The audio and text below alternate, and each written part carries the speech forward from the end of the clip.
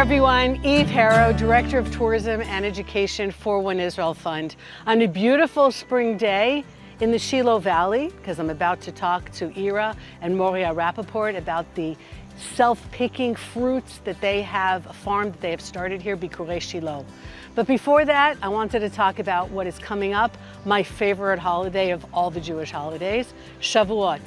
One day, eat lots of cheesecake, bring lots of flowers into your house, and read an awesome book about incredible women. Plus the fact that I live right outside of Bethlehem, where the whole story happens. And the name even harks into the story, because it's all about the barley and the wheat fields. Here, I'm just reading randomly from the book of Ruth. She stayed close to the maidservants of Boaz, we're talking about Ruth, and gleaned until the barley harvest and the wheat harvest were finished. Then she stayed home with her mother-in-law. You could say a lot just about those two sentences.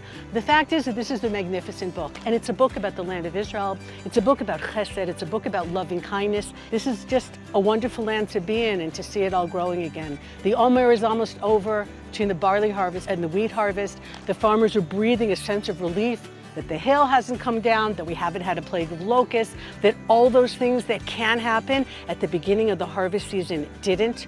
When you live in the land, not only do you understand the anxiety and the difficulty of farming and the connection to God, but you also understand the Jewish calendar so much better.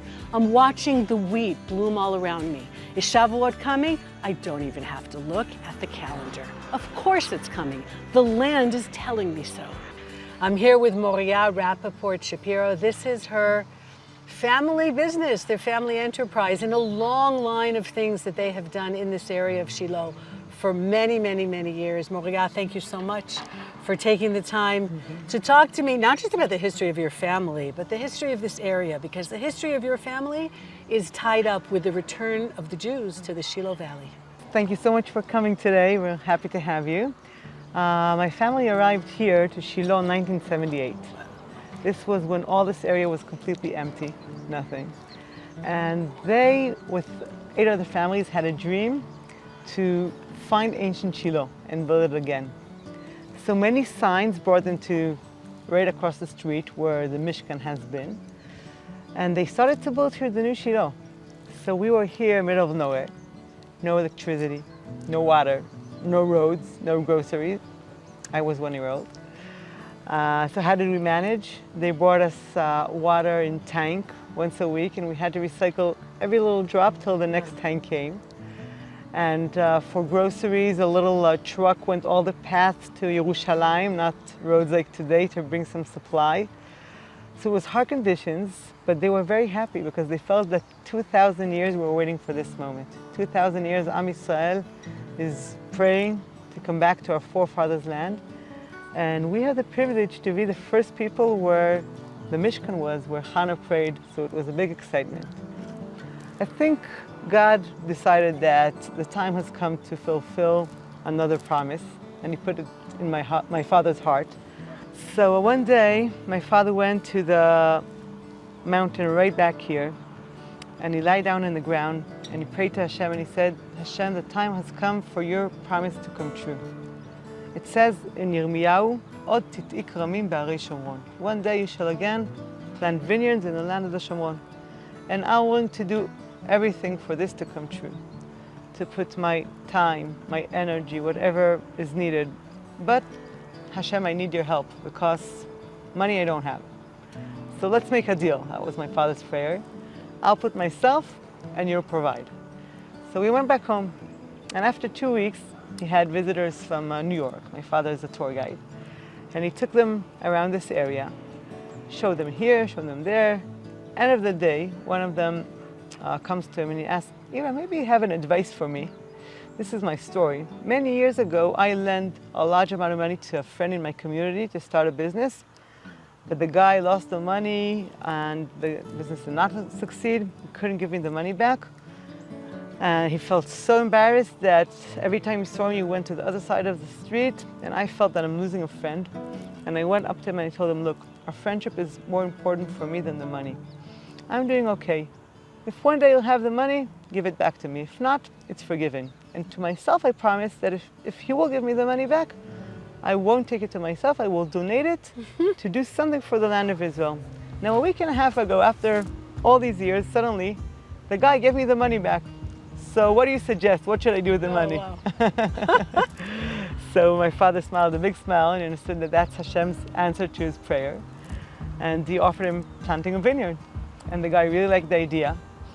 And they came here, and with my parents, I have a picture, they planted here the first vineyard in the Shomron after 2,000 years. Wow. It was a nice dream. They had no idea what they're doing. But after 4 years, first time they brought the grapes to the winery, and the winery said, wow, where are these grapes from? These are really special. So my father said, these are from the Shomron. So he said, okay, you have special quality there. Plant more and we'll buy. So my father planted more, and more farmers planted more, and people built here boutique wineries. Right. And all this area became to a land of wine and vineyards like it was in the time of the Tanakh, and like Hashem promised us will happen again. And you and I in our generation have the privilege Amazing. to see this coming true. So you said you came when you were 1 year old. So you really, I mean, your entire life, you've been this generation that's returned to our heartland. From the 1970s, really, the 80s and 90s. So what do you see as like the next stage in the resettlement of this area? The land is waiting for us. Not only this piece of land, but there's another piece of land and another piece of land. And my father is all his life is just like, there's another piece of land waiting for me. We need to plant there too. We need to be there. So the new thing is farms. They go out in the middle of nowhere and live, and they go with the sheep. They shepherd the sheep. My daughter with 500 sheep, she goes along Amazing. alone, and she protects the lands, and they make a statement, and that means that we're developing and we're here, and it's in Jewish hands, and we have a lot more to do. And about 2 years ago, my parents had a new dream that not only us will enjoy the fruit, but people from all over the country and from outside of the country will come and connect to the land and enjoy the fruit of the land. So they decided to plant here a self-pick. So that's when I joined the farmer side of the family. And together we planted blueberries and raspberries and cherries, strawberries, all these things that people like to come and pick and eat. And in the summer, people also harvest the grapes, and we have a special machine that they make their own grape juice, and they're actually part of the process. Wow. And people come and plant trees. It's actually really making the prophecy coming true. Right. So thank God thousands of people, so like the last 2 years, came here, and they enjoy this place so much, and we feel that we're in a shlichut here. We're in a mission to let people come and enjoy the land. It's not only ours. So you mentioned your daughter with the sheep, and I can't help but think of Rachel Imenu. I can't help think of our matriarchs who are out there with the sheep, and they talk about that in the Tanakh. It's bringing it all back. And of course, this is the area of Rachel's sons, the area of Binyamin we passed through to get here, Ephraim and Menashe. This is all just connecting us with the past, with the future, all together. It's really overwhelming. Cherries. Yeah? There they are. First time we've had. There's the Yofi. All right, so now I get a few minutes with the patriarch of the Rapaport family, Ira Rapaport, whom I have to say personally, and he's going to get embarrassed, that one of the biggest reasons that I became a tour guide was because of this man. Because I thought to myself, if there's any way that I can impart the love of Eretz Yisrael, the Torah, and the Am, even in a small way, the way he does to people and inspire them, that will be the privilege of my life. And really, I have very few mentors, and he is one of them. What does a Brooklyn-born and bred boy look at growing over here petal or raspberries, and behind me cherries, and in the distance anavim for wine, Strawberries. blueberries. Amazing. A love affair with Eretz Yisrael. When we started, it was nothing. There are now about 400 acres of vineyards of all kinds of people who run them, and getting more and more and more all the time. All the grapes are extremely delicious and So successful. where do you sell them to, since you don't have your own winery? The number one winery in the country is Carmel. They buy a little bit. Be careful, there's water over here. Go to this one. Yeah. Carmel is number one.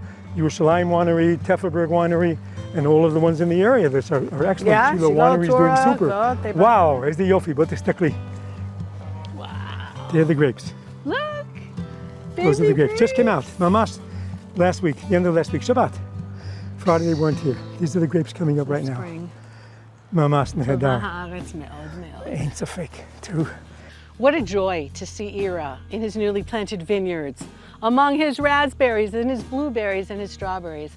This is a man, I can't emphasize enough, whose entire life is devoted to connecting the people of Israel, the Torah of Israel, and the land of Israel, planting all these things according to halakha, shmita, all these things that aren't so easy. He plants with one phone open to a gardener or to an expert in agriculture, and the other phone line is open to a rabbi to find out how to bring it all together.